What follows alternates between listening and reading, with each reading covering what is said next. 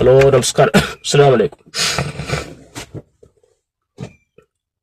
ഇറാനിന്റെ പരമോന്നത നേതാവ് ആയത്തുള്ള Ali Khamenei ഷഹീദായി എന്ന വാർത്ത വന്നുകൊണ്ടിരിക്കുകയാണ്. എന്തായാലും ആയത്തുള്ള അലി ഖമേനി ഷഹീദായത് അന്തസ്സോടെയാണ് ഷഹീദായിട്ടുള്ളത്. ലോക തമ്മാടി രാഷ്ട്രമായ ഇസ്രയേൽ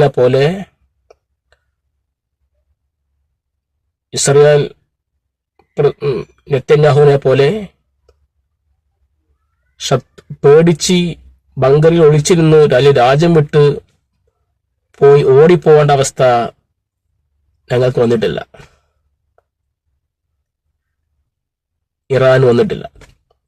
ഇറാന്റെ പരമോന്നത നേതാവ് ഷഹീദായത് അന്തസ്സോടെ ആൺകുട്ടിയെ പോലെ അടക്കളത്തിൽ പോരാടിക്കൊണ്ട് തന്നെയാണ് അഡ്വക്കേറ്റ് കൃഷ്ണരാജ് വക്കീലെ ഷഹീദായത്.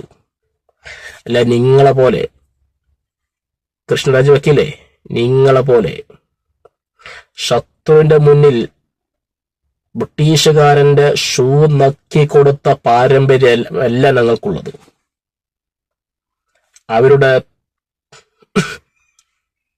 പിൻതലമുറക്കാരല്ല ഞങ്ങൾ അന്തസ്സോടെ നിവർന്നിരുന്ന് അടർക്കളത്തിൽ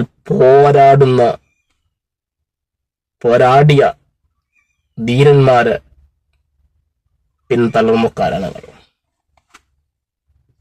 അതുകൊണ്ട് അഡ്വക്കേറ്റ് കൃഷ്ണരാജ് വക്കീലെ, തിരിച്ചു കിട്ടുമ്പോ അവിടുന്ന് മോങ്ങിയിട്ട് കാര്യമില്ല. സംഘികളോട് പറയാനുള്ളത്, ഇവിടെ പാവപ്പെട്ട ഫലസ്തീൻ മക്കളെ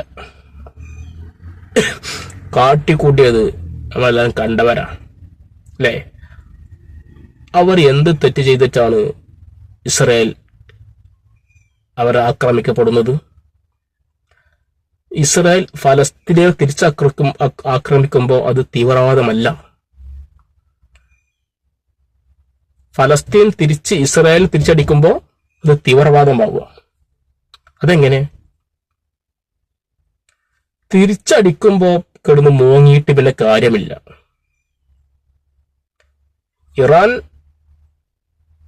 ഇസ്രായേൽ തിരിച്ചടിക്കുമ്പോ മോങ്ങിയിട്ട് കാര്യമില്ല. തിരിച്ചു കിട്ടുമ്പോ തീവ്രവാദികൾ. ഇവിടെ നിങ്ങൾ എന്തുകൊണ്ടാണ് ആയത്തുള്ള അലി ഖമേനിയെ തീവ്രവാദം എന്ന് വിളിക്കുന്നത്? അവർ എന്ത് തീവ്രവാദം ചെയ്തത്? ഇവിടെ ഇസ്ലാമിക രാഷ്ട്രം ഏതെങ്കിലും ഒരു രാജ്യത്തെ അല്ലെങ്കിൽ സമുദായത്തെ അന്യായമായി ആക്രമിച്ചിട്ടുണ്ടോ?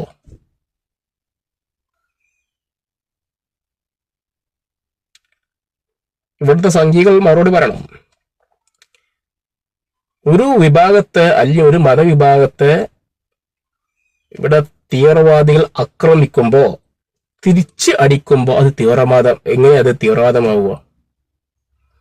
അതാണ് നടന്നുകൊണ്ടിരിക്കുന്നത്. കുറെ കാലമായിട്ട് ഫലസ്തീൻ മക്കളെ ആവശ്യമില്ലാതെ ആക്രമിക്കപ്പെട്ടപ്പോ ഇറാൻ അടക്കമുള്ള ഇറാൻ തിരിച്ചടിച്ചപ്പോ ഇറാൻ തീവ്രവാദികളാവുക. എല്ലാവരും സംഘികളെ, ലോകത്ത് മനുഷ്യനായി ജനിച്ച ഒരാളും ഒരു തീവ്രവാദത്തിനും സപ്പോർട്ട് കൊടുക്കില്ല. തീവ്രവാദം പാടില്ല, യുദ്ധം പാടില്ല, എവിടെയും യുദ്ധം പാടില്ല, ഫലസ്തീനിലും പാടില്ല, ഇസ്രയേലും പാടില്ല, അമേരിക്കയിലും പാടില്ല, എവിടെയും പാടില്ല. എല്ലാവരും സമാധാനമായി നിലകൊള്ളണം.